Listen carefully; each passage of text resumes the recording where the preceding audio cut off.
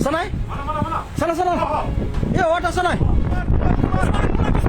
Inilah detik-detik saat water spout muncul di perairan Paubao, Sulawesi. Kemunculan water spout ini sempat membuat wisatawan di pesisir pantai panik. Mereka khawatir water spout akan diikuti fenomena hujan lebat disertai awan gelap. BMKG memastikan fenomena water spout tidak akan berlangsung lama dan hanya akan terjadi di perairan.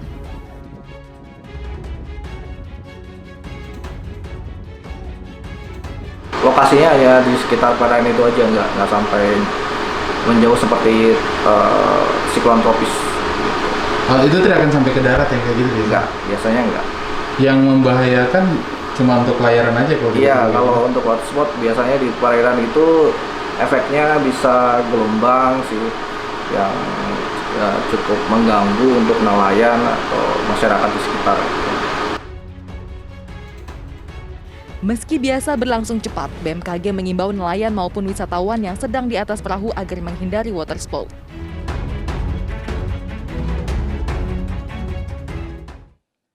Sementara itu, pemirsa, Rumah Sakit PKU Muhammadiyah Bantul menerima 16 orang korban kecelakaan bus wisata di Bukit Bego, Imogiri, Bantul, Yogyakarta. 5 diantaranya meninggal dunia dan lainnya masih menjalani perawatan intensif. RSPKU Muhammadiyah merupakan satu dari 3 rumah sakit yang menerima korban kecelakaan maut dari sebuah bus wisata. Korban kecelakaan bus pariwisata Imogiri yang dirawat di PKU Muhammadiyah Bantul rata-rata mengalami luka pada bagian kaki, tangan, dan kepala.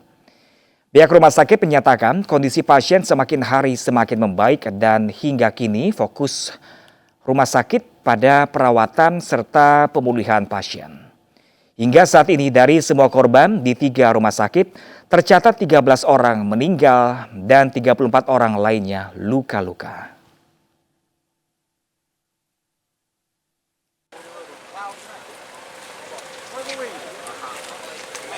Sebelumnya, pemirsa, pada Senin kemarin sebuah bus wisata nomor polisi AD1507EK mengalami kecelakaan. Rencananya bus ini akan membawa 47 orang warga Sukoharjo berwisata ke Parangtritis. Namun naas, bus ini menabrak tebing saat tengah melewati jalan pembangunan Delingo. Salah seorang warga yang melihat kejadian tersebut mengatakan bahwa bus tersebut sudah mulai oleng sebelum sampai di lokasi kecelakaan. Akibat kejadian ini, belasan orang penumpang bus meninggal dunia dan lainnya mengalami luka-luka. Dari atas tiba-tiba ada suara bunyi ces gitu. Nah, begitu sudah kelihatan mobil bus dari Pas Gapura sama Datang Mangunan itu kelihatan bus hijau udah kecepatannya rata-rata lebih dari 80 km per jam, dan saya udah mengingatkan sopir dengan kode tangan saya, tapi sopir udah nggak bisa ngapain, dia udah sepaneng menghadap ke depan, habis lewatin saya, depan itu udah turunan tajam dan membelok ke kiri. Nah, di pas belokan itu ada mobil mengurangi kecepatan, agak berhenti, dia panik ngambil kanan, buang kanan, habis buat kanan, yang bagian tengah ke belakang sudah kena tebing, posisi melempar. Nah, pas melempar itu penumpang ada yang melempar keluar, habis itu busnya itu nyungsep.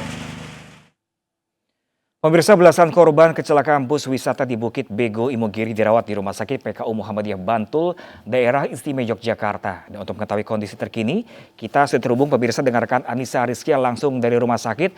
Halo, selamat siang Anissa. Ya, selamat siang Prabda juga pemirsa. Saat ini memang suasana di Rumah Sakit PKU Muhammadiyah Bantul, Yogyakarta.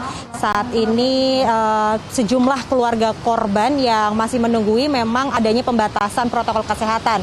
Di mana menurut data yang berhasil kami himpun, sejumlah penumpang diantaranya 34 orang yang mengalami luka ini sudah melakukan perawatan secara intensif di beberapa rumah sakit. Ada 3 rumah sakit rujukan, diantaranya di tempat saya melaporkan saat ini, di Rumah Sakit PKU Muhammadiyah Bantul, kemudian di Rumah Sakit Panembahan Senopati, dan juga di Rumah Sakit Nur Hidayah.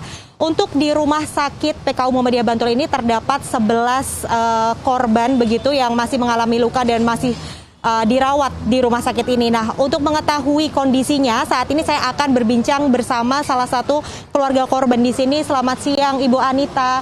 Ibu, kalau boleh tahu, Ibu mendapatkan informasi sebelumnya keluarga Ibu mengalami kecelakaan ini dari mana, Ibu? Saya dapat informasi ini dari grup WhatsApp.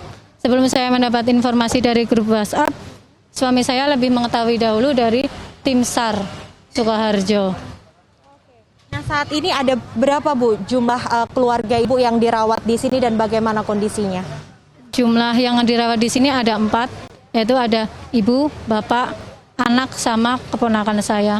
Alhamdulillah yang di sini mereka sudah sadar dan sudah lebih baik, tapi masih ada anak saya sama keponakan saya yang di Pademangan Senopati. Mereka berdua masih di ruang ICU.